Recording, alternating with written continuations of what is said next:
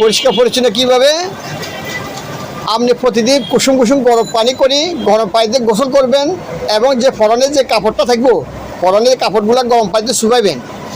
এটা ধোয়ার পরে যেটা আজকে ধুবেন গরম পানি দিই, এই কাপড় একটা সবচেয়ে লাস্টে যতগুলো কাপড় পরেন সবগুলো লাস্টে এই ধোয়া কাপড়টা পরবেন, ঠিক আছে?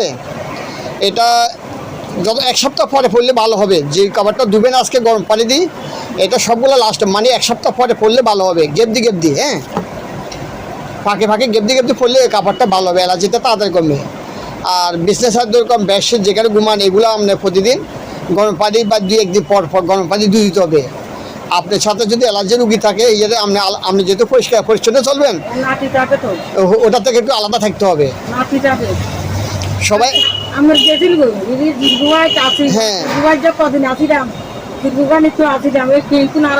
এই তো শ্বাসের রোগ, এই জন্য আপনি ওষুধ করবেন, পরিষ্কার পরিচ্ছন্ন করবেন, তাহলে আপনি আলাদা রাখবেন, একসাথে হবেন না, তাহলে আপনি অ্যালার্জি থেকে বাঁচে থাকবেন। হ্যাঁ, তাহলে হিয়ার ওষুধ একসাথে করতে হবে। হিয়ার একসাথে মলম লোশন এগুলো লাগাইতে হবে। হ্যাঁ, দেখবেন আপনি ভালো যদি পরিষ্কার পরিচ্ছন্ন থাকেন।